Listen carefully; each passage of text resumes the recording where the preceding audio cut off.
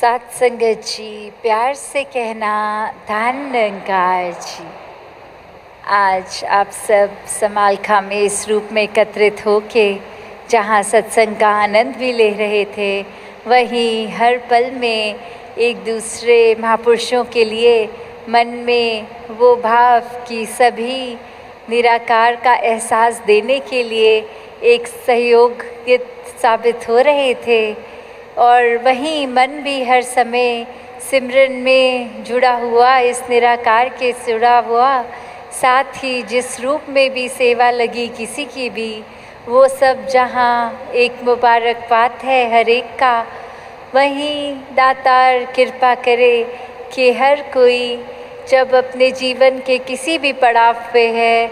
वो आधार जब तक इस निराकार का होता है तो सारे ही काम साथ साथ एक पूर्णता की ओर बढ़ते जाते हैं। एक वो हमारे लिए बेहतरी का एक फ़ायदेमंद साबित होते हैं। तो जब बात वही होती है कि ये निराकार का एहसास अक्सर कई महात्मा के बोलते हैं कि कोशिश करते हैं हम कि लिव जुड़ी रहे, कोशिश करते हैं कि एक सुमिरन हर पल का बना रहे,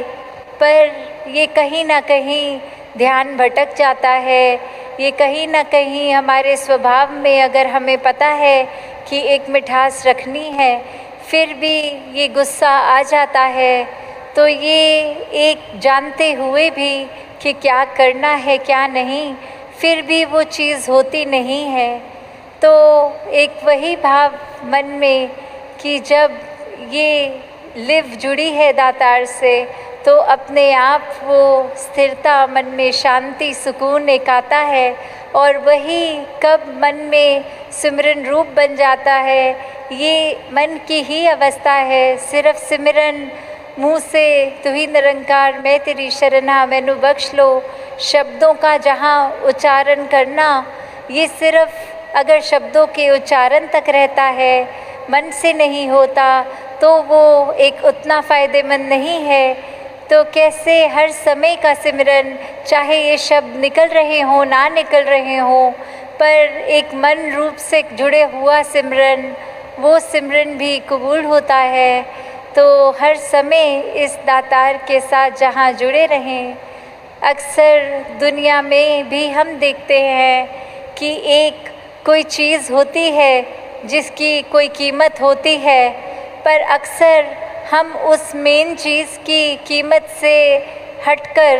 कि अगर कोई प्रोडक्ट है तो उसकी पैकेजिंग कितनी अच्छी है, उसका डब्बा देखने में कितना सुंदर है, या वो क्या ब्रांड कितनी एडवर्टाइजमेंट करता है, इस रूप में हम एक चीज़ का एक सोच लेते हैं कि ये इसकी वैल्यू, ये इसका दाम, क्या हमारे को क्या पसंद करना है क्या नहीं। वो बहुत फैक्टर्स के साथ हम एक दुकान में जाके फिर उस चीज़ का चुनाव करते हैं। पर बात तो वही है कि ये पैकेजिंग चाहे कितनी भी अच्छी हो, जब तक अंदर का वो प्रोडक्ट की उस डब्बे में है क्या,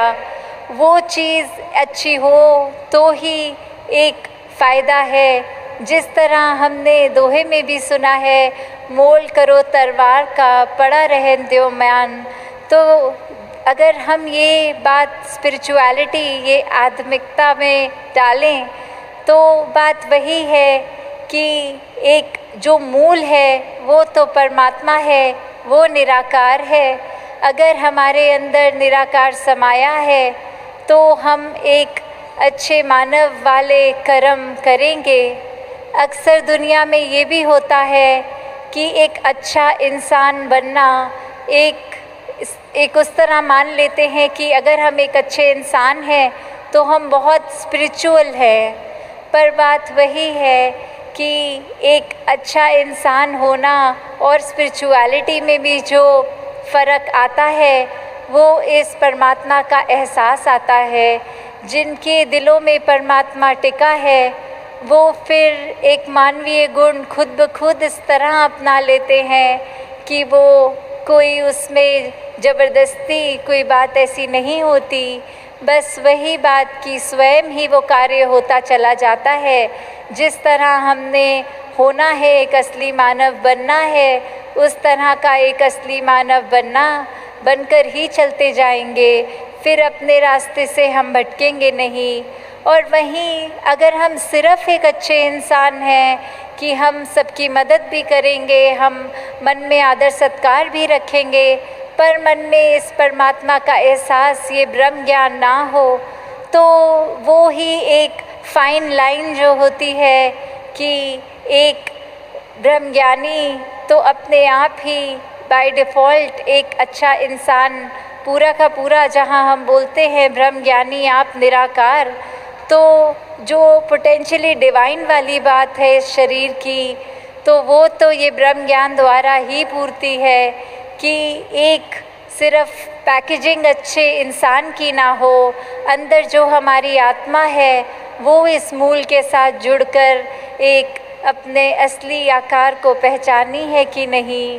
तो किस तरह हम जब ये बात करें कि ये दोनों ही चीज़ें बहुत ही एक आसान भी हैं और उतनी मुश्किल भी हैं कि कैसे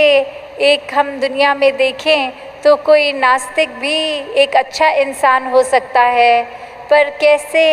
एक स्पिरिचुअल फैक्टर ही है जो सबसे इम्पॉर्टेंट चीज़ उसमें। अक्सर हम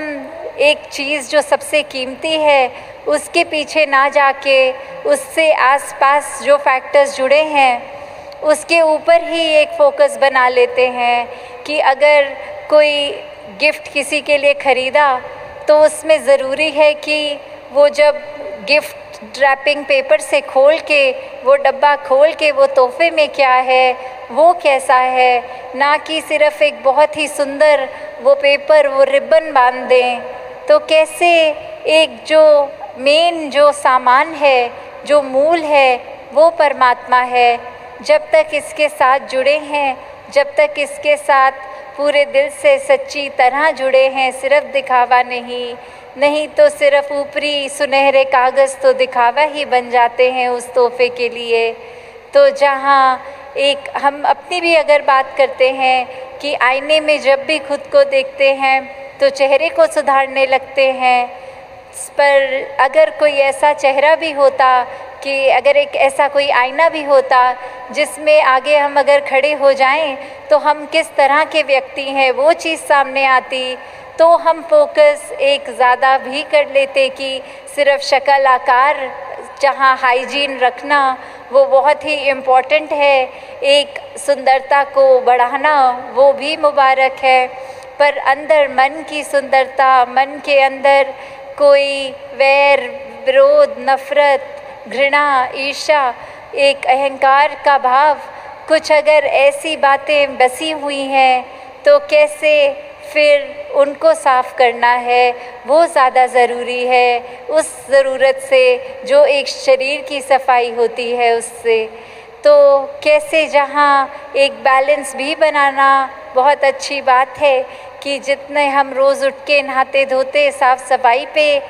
ज़ोर करते हैं, वहीं ये मन की खुराक, ये रूह की खुराक, ये सत्संग, सेवा, सिमरन, ये ब्रह्म ज्ञान, ये निराकार,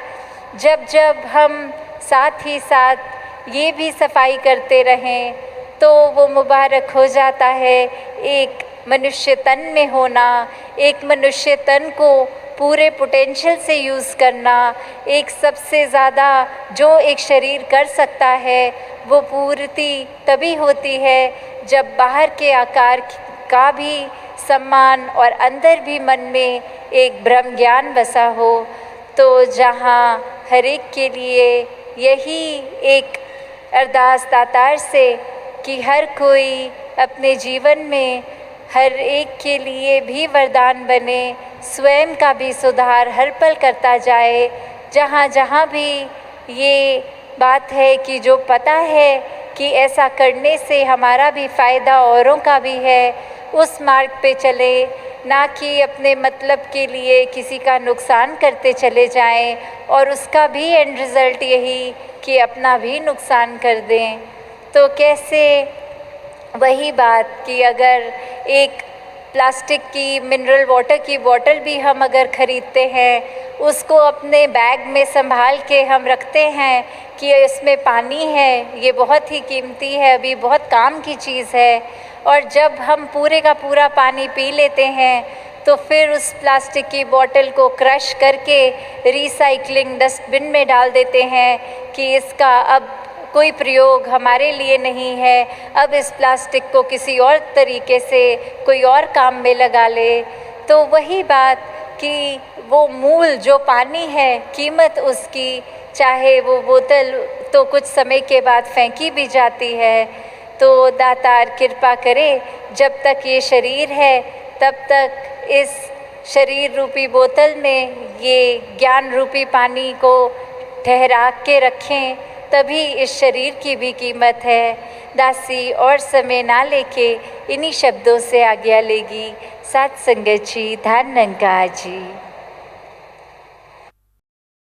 और जैसे ही आप सबने वो श्रवण किया कि आगे जो टूर बनना है,